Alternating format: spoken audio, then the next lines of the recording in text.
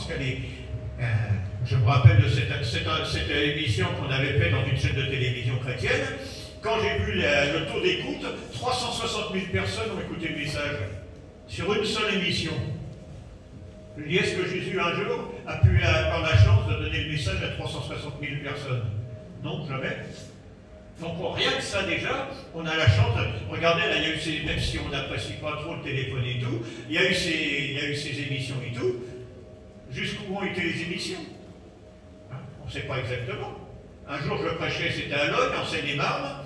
Je prêchais le dimanche, le lundi, il y a un pasteur de Kinshasa qui m'a téléphoné, qui m'a dit: j'étais en train d'écouter ton message sur les réseaux sociaux. J'ai prêché en Afrique alors que j'étais à Logne, en Seine-et-Marne. Vous ferez de grandes choses, frères et sœurs. On entre dans une période spéciale, dans une période de la gloire de Dieu, à condition qu'on accepte tout ça et qu'on le vive. Bien sûr, je ne dis pas de l'accepter bêtement, parce qu'il l'a dit, il faut le faire. Non, j'ai horreur de ça. En général, quand on me dit qu'il faut faire quelque chose, je dis: attends un peu, si c'est toi qui me dis de le faire, je ne le ferai pas. Il y a des gens, des fois, qui disent: Dieu m'a dit ça. Bon, ben, je t'écoute, tu dis à Dieu de le confirmer, et quand Dieu me l'aura confirmé, on verra ce qu'il faut faire. Je vous rappelle que quand même, quand vous avez quelque chose à faire, il y a plusieurs conditions. Allez évangéliser, c'est vrai. Et quand on parle d'évangéliser, je me rappelle une sœur un jour qui me dit: Dieu m'appelle à faire de l'évangélisation. Ah, je lui dis: c'est bien ma sœur, ça c'est une grande chose, fais-le. Et elle devait penser que j'allais lui dire: faut que tu partes en Afrique ou quoi que ce soit. Elle habitait dans le... C'était vers le 13e arrondissement, si je me souviens bien. Et je lui dis: non, dans ton immeuble, il y a combien d'étages? Elle m'a dit: il y a 10 étages. Je lui ai dit: il y a combien d'appartements par étage? Elle m'a dit: 6. Et ma soeur, Dieu t'envoie en mission. Tu vas faire une mission dans 60 appartements de ton immeuble. Et ma fille, je suis dehors, je ne l'ai plus jamais revue. Parce qu'elle pensait que j'allais l'envoyer au bout du monde. Mais la mission, elle commence au bout de toi.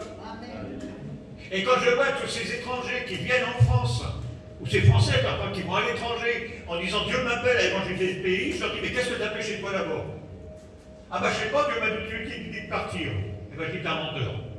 Vous serez mes témoins sur place, un peu plus loin, et un jour, si Dieu veut, aux extrémités de la terre. Et croyez-moi, c'est plus facile de prêcher aux extrémités de la terre qu'aux gens de son quartier. Moi, quand j'ai donné ma vie au Seigneur, j'ai été touché par le Saint-Esprit. Le lendemain, c'est moi qui prêchais dans la rue. Et tous mes amis disaient: Jean-Paul, il est rentré dans une secte où il a bu quelque chose, où il a fumé quelque chose qu'il ne fallait pas, et il est devenu complètement malade. Et c'est vrai que pendant 8 jours, je ne pouvais pas m'arrêter. Jour et nuit, il fallait que je prêche. J'avais 2 heures de conversion, je prêchais au téléphone à une amie à moi, qui a donné sa vie au Seigneur le lendemain. Première âme que j'ai amenée au Seigneur, j'avais 2 heures de conversion, frères et sœurs. Et j'étais chrétien. J'étais d'une famille catholique, j'ai été élevé dans la foi, j'ai même été très engagé. J'ai eu une apparence chrétienne. Mais c'est le jour où j'ai dit: Seigneur, je te donne ma vie, devant un évangéliste qui était venu du Brésil, et qui ce jour-là, cette semaine-là, n'a amené que 2 personnes au Seigneur, pour tout le chemin qu'il avait fait. Et gloire à Dieu, je suis une des 2 personnes qui ont été sauvées ce jour-là. J'ai dit: Seigneur, je te donne ma vie devant 250 personnes. Quand j'ai dit ça, j'ai dit: j'ai l'air d'un imbécile, tout le monde me regarde. Mais le soir même, je prêchais l'évangile au téléphone. Et j'amenais une personne au Seigneur.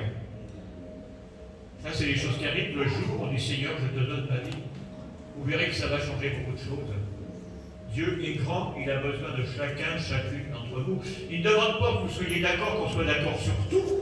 Il demande qu'on soit d'accord en acceptant, parce que c'est écrit dans la parole. Et quand on est d'accord en acceptant, quand on vit ce qu'on a accepté, ben on comprend pourquoi c'était comme ça. Pas avant. Il y a des tas de choses qu'on ne comprend pas tant qu'on ne l'a pas vécu. J'ai eu un métier, j'ai été électrotechnicien et tout.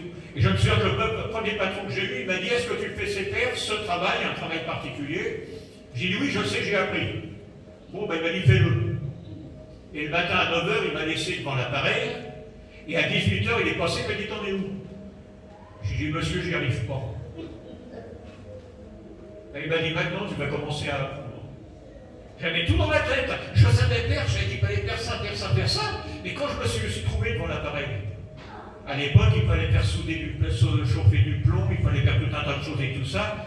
Je savais en théorie qu'il fallait le faire. Mais tant que je ne suis pas passé les pratiques, J'avais l'air d'un imbécile. Ben, excusez-moi le terme, frères et sœurs, mais les chrétiens qui connaissent et qui ne pratiquent pas, dans leur tête, ils sont un peu comme des imbéciles. Et je me demande ce qu'un chrétien qui ne pratique pas la puissance de Dieu peut penser quand il se couche le soir. Seigneur, pourtant c'est écrit ça, et moi je ne le vis pas. Comme disait un homme un jour, moi je connais la parole de Dieu depuis 20 ans. Et le prédicateur lui dit, c'est bien mon frère, et tu la vis depuis combien de temps? L'homme, il citation, n'a plus entendu de la soirée. Il la connaissait par cœur, il pouvait citer n'importe quel verset, te dire l'emplacement, ça lui servait à quoi? Il était toujours pareil. Alors mes frères, mes sœurs, qu'on l'accepte ou qu'on ne l'accepte pas, retenons tout ce qu'on dit, tout ce qui est écrit dans la parole par rapport au Saint-Esprit, et on fera des choses plus grandes que celles de Jésus. Et préparons-nous, parce que je crois qu'après l'été, le Seigneur nous donne encore une chance jusqu'à l'été. Après l'été, il y aura des pleurs et des grincements de dents, comme dit la parole. Parce que je crois que pas mal n'auront pas l'occasion d'avoir une chance supplémentaire. Je crois qu'on arrive tellement à la fin du temps, le Seigneur est tellement proche. Déjà, il dit à des gens qui ont fait beaucoup de choses, qui lui ont dit, Seigneur, on t'a servi, on a fait ça, et Jésus dit, je ne vous connais pas. Il faudrait qu'on en parle à un autre moment. Mais alors, si en plus, on vient devant le Seigneur, et on dit, Seigneur, j'ai rien fait pour toi, ça va être encore pire, frères et sœurs. Ça va être encore pire. Il va y avoir des pleurs et des grincements de dents.